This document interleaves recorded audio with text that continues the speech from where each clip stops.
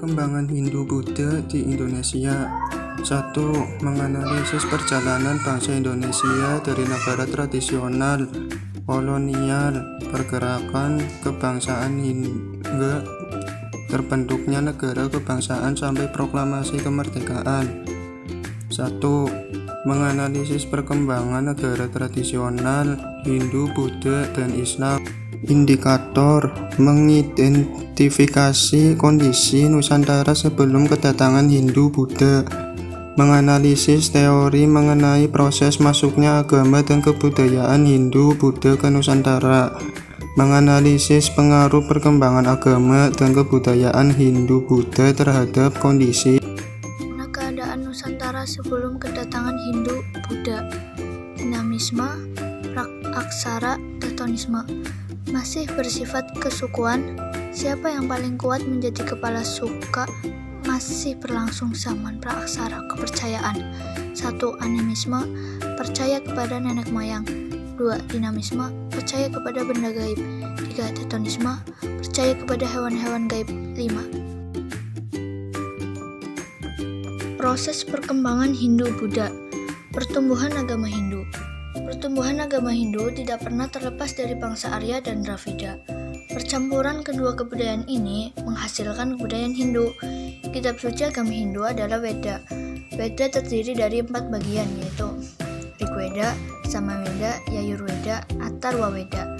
Dalam agama Hindu mengenal kasta, yaitu kasta Brahmana, kasta Ksatria, kasta Waisya, dan kasta Sudra. Dewa yang paling tinggi bagi agama Hindu ialah Trimurti yang terdiri Brahmana, dewa pencipta, Wisnu, dewa yang bertugas menjaga dan memelihara ciptaan Brahmana, Siwa, dewa yang bertugas meleburkan segala sesuatu yang telah usang dan tidak layak berada di dunia ini. Pertumbuhan agama Buddha. Agama Buddha merupakan ajaran yang bertujuan membebaskan manusia dari lingkaran samsara untuk mencapai nirwana. Aliran dalam agama Buddha yaitu 1. Budaya Hinayana berpendapat bahwa untuk mencapai nirwana orang harus berusaha sendiri tanpa bantuan orang lain. 2. Budaya Mahayana berpendapat bahwa sebaiknya manusia bersama orang lain untuk saling membantu dalam mencapai nirwana. 3. Buddha Tantrayana adalah agama Buddha yang dapat pengaruh Hindu. 1. Hipotesis Brahmana. Kaum Brahmana sengaja didatangkan oleh raja-raja Indonesia untuk memberi legitimasi kepada raja-raja agar setara dengan raja-raja di India, kata D.C. Van Leur. Kelebihannya yaitu hanya kaum Brahmana yang tahu tentang ajaran Weda. Kekurangan, kitab Weda adalah pelajaran yang sangat sulit dan kaum Brahmana tidak boleh menyeberangi lautan. 2. Hipotesis Ksatria. Raja-raja India yang kalah perang menyingkir ke Indonesia untuk kolonisasi, kata Sisibek dan Mukherjee. Sanggahan, tidak mungkin pelarian ksatria dari India dapat kedudukan yang mulia sebagai raja. 3. Hipotesis Waisya. Golongan Waisya berdagang di Indonesia mengadakan kolonisasi, mengawini gadis Indonesia dan menyebarkan agama. N.J. Krom. Sanggahan, kata Sudra adalah kata terendah yang tidak mungkin menyebar agama-agama Hindu. 4. Hipotesis arus balik. Menyatakan bahwa orang Indonesia pergi ke India untuk belajar agama Hindu dan kemudian kembali lagi ke Indonesia untuk menyebarkan agama tersebut. D.C. Van Leur. Pengaruh masuknya Hindu-Buddha di Indonesia. 1. Agama. Dari kepercayaan animisme dan dinamisme, masyarakat mulai menerima sistem kepercayaan baru yaitu agama Hindu dan Buddha. 2. Pemerintahan. Sistem pemerintahan kerajaan dikenalkan oleh orang-orang India. Dari sistem ini, kelompok-kelompok kecil masyarakat bersatu dengan kepemilikan wilayah yang luas.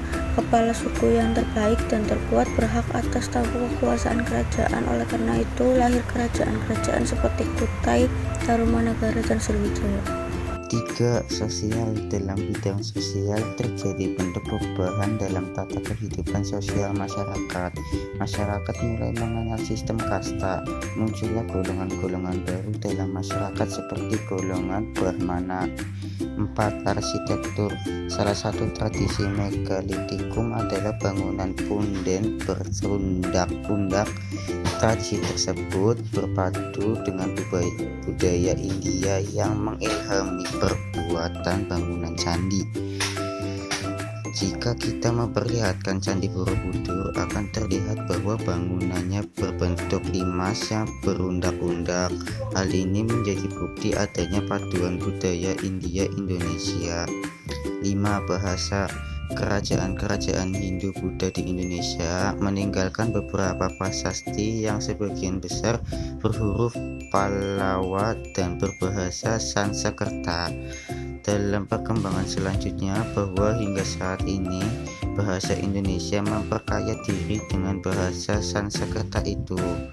Kalimat atau kata bahasa Indonesia yang merupakan hasil serapan dari bahasa Sanskerta yaitu Pancasila, Dasadharma, Kartika Eka Pasti, Parasamya Purkaya Nugraha, dan sebagainya. 6. Sastra. Berkembangnya pengaruh India di Indonesia membawa kemajuan besar dalam bidang sastra. Karya sastra terkenal yang mereka bawa adalah kitab Ramayana dan Mahabharata. Adanya kitab-kitab itu memacu para pujangga Indonesia untuk menghasilkan karya sendiri. Karya-karya sastra yang muncul di Indonesia adalah Arjuna Wiwaha, karya Empu Kanwa, Sutasoma, karya Empu Tantular, Negara Kertagama, dan karya Empu Perpanca. Dampak masuknya pengaruh Hindu-Buddha. 1. Politik. Munculnya sistem kerajaan. 2. Ekonomi. Meningkatnya hubungan dagang dengan luar negeri. 3. Agama. Masyarakat mulai mengenal dewa dan Tuhan. 4. Kebudayaan. Berkembangnya kesusastraan dan tradisi baru. 5. Sosial. Munculnya sistem kasta dan di dalam masyarakat